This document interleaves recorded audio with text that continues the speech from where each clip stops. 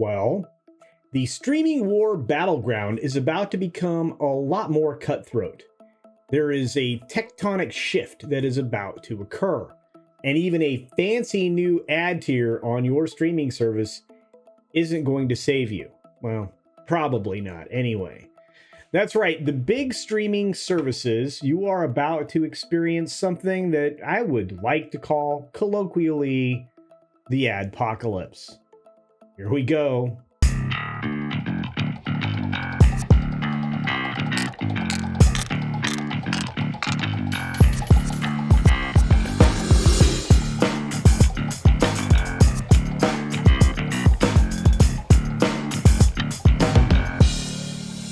All right, overall, this video is going to be a little bit shorter than normal because we've been talking about this particular subject in various ways on this channel for a very long time.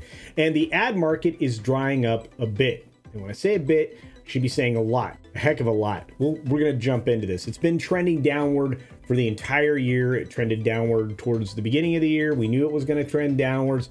There's evidence that it's trending even farther downwards, and it's going to do that through 2023. We have some actual numbers to look at here, which I like. I like numbers. So for 2022, the ad revenue slide downward was pretty obvious. I mean, you're not going to be able to miss it. The growth fell from a projected 8.4%, that's growth, in what they kind of were aiming for in June, to a tepid 6.5%. That's almost a full 2% lower than they projected.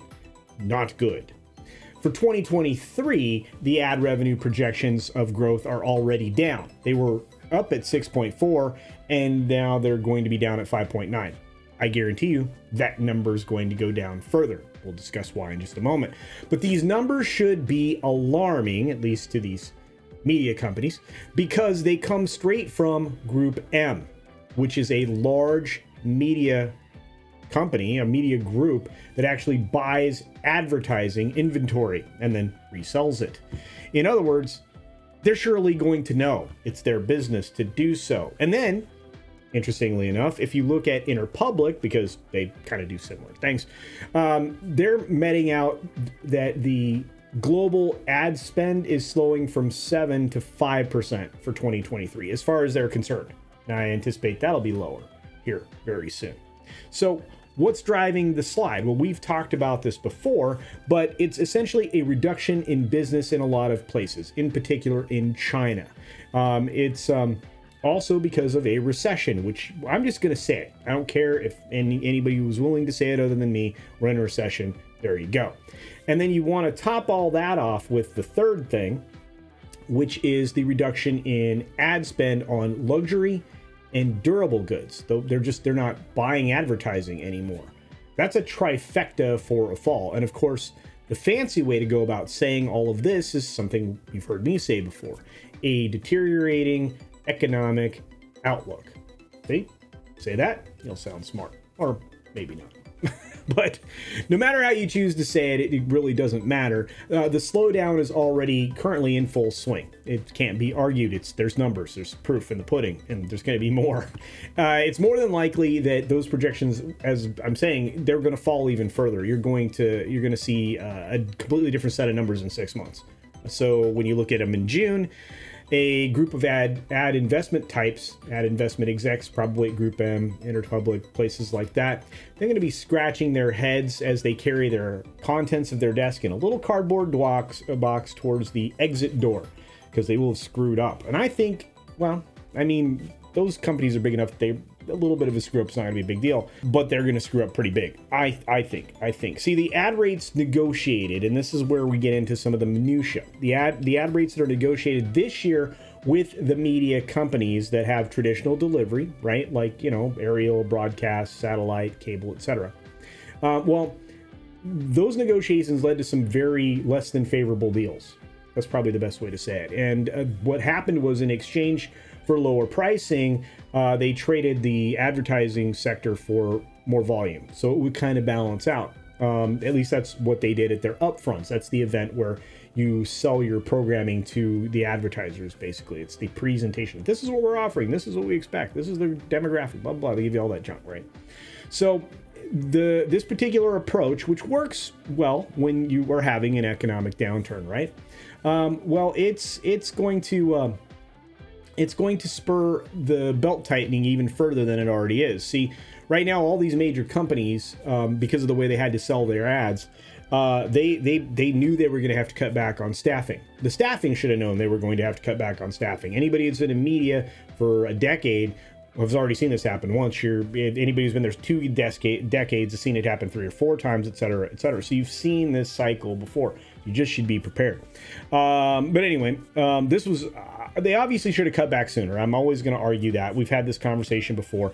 If you cut back sooner, if you don't hire a bunch of people that you don't need, if you actually use merit-based calculations and so on, you're going to actually save talent that you're going to need to rebuild everything and actually make good quality product to sell in the economic downturn or the economic hardship. That's an element of business a lot of these people just seem to forget, because a lot of these executives now are really young. They came straight out of B school and they don't know anything because they have no institutional knowledge. They got rid of all those people. Even some of the higher up execs are unqualified to be in those positions now based on their lack of experience, but we'll set that aside.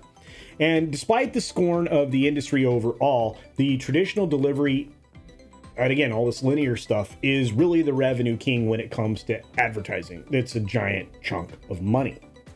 So when you have things like this happening, it's super bad. It's really bad news because basically by getting their wish, right, by certain aspects of the industry getting their wish and having the top streaming services have the top viewed or watched programs, you're not collecting any ad revenue.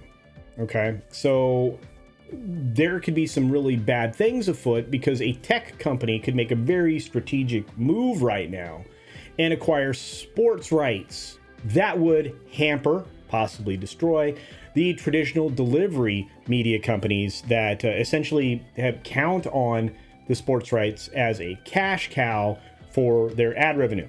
So fewer sports deals means you sell fewer beer ads. That would be a catastrophe for any linear delivery company. And believe me, all of these media companies, not the tech companies, but the media companies still have traditional delivery methods. They still are going linear broadcast in some form, right? That is, like I said, catastrophe. So when it's all said and done, a smaller growth in ad revenue could actually be even more crippling, as these entities are going to be dividing a smaller growing, slower growing pie. And it's only going to be worth about $310 billion. That is not enough.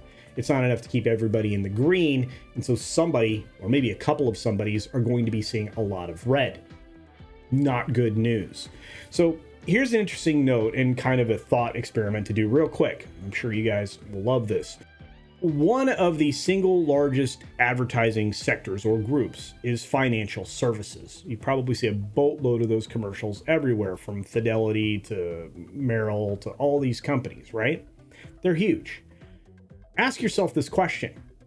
If an economic event materializes, which I think it already has, like let's say a recession or something worse, who's going to be buying financial services? Who's going to be advertising them? Here's another one. This is another one. A good little thought experiment here. If a decent chunk of revenue comes from the travel marketing folks, right? Airlines, Airbnb, all those things, Trivago, all that stuff, right? And we're in one of these economic circumstances, which we are. Who's going to be buying that? Who's going to be selling? Who's going to be purchasing advertising to sell that? This could be way worse, way worse than anyone is letting on here. Still, I don't think some of the media companies are going to survive this. I still don't think that's possible. I'm going to see some of these media companies in a position where they're going to have to sell pieces of themselves off. You may even see one of these major media entities go bankrupt. I think it's looking more and more likely. And I think that we'll probably see it by the end of 2023. I'm going to keep with that. May even have somebody, and I've mentioned this in a previous video, sell off their streaming service. I think that's possible. I really do. But hey, that's what I think. What do you think? Feel free to utilize that the comment section down below if you want to see, talk about one or more media companies set up to reorganize, obviously, as part of a financial restructuring, maybe part themselves out. Do you see the ad business maybe falling apart? That could happen too. I mean, this has happened before, where there were a lot of players, then there were very few players, then the big players, kind of few of them fell out, and then you ended up with a lot of smaller players again. Seems to happen more than once, right? Do you see more discounts on ads? Do you see that? I think that could happen, at least in the immediate future. I think we're going to start seeing that. And if you see anything else, like I said, that's what the comment section down below is for. I would love to have a conversation about this. I'm kind of jazzed about it because I've got to see some real numbers and they don't look good. And it's exactly what we've been talking about for a long time. Of course, I'm always going to recommend you support other independent creators. They certainly could use your help. They cover some great stuff. We've got some people hitting these financial numbers in different aspects of the entertainment world all the time, like Valiant, Renegade, WDW Pro, and many, many more. Anybody that's talking about the entertainment industry with a business approach to it is probably going to be very, very busy over the course of the next couple of years. So your support's incredibly important. They obviously want to grow, so do I. So be sure to hit the like button, subscribe to the channels that you enjoy. You use that little bell icon to turn on all notifications so you don't miss anything, right? There's usually a lot of stuff going on and you can miss stuff. I miss stuff, and that's why that bell is important. Also, be sure to comment on the videos that you really want to increase engagement on and get them into the algorithm. It does help a ton. And lastly, share stuff. Share it out. It actually really helps drive engagement and creates channel growth. And I've been appreciating that recently, thanks to all of you. So with that, be sure to take care of yourself, take care of others, wash your hands, of course, because it is good hygiene. It is. Until next time, bye.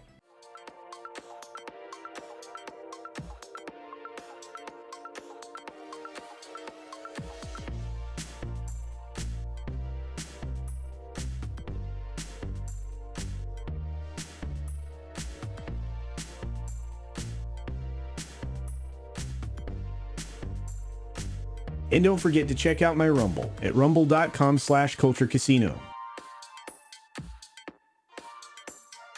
And don't forget to check out my Rumble at rumble.com/CultureCasino. Thanks for visiting today. Be sure you're subscribed and hit that for alerts. Yay! Of course, like and share all of the videos that you can, as it helps with the algorithm. Have a great day.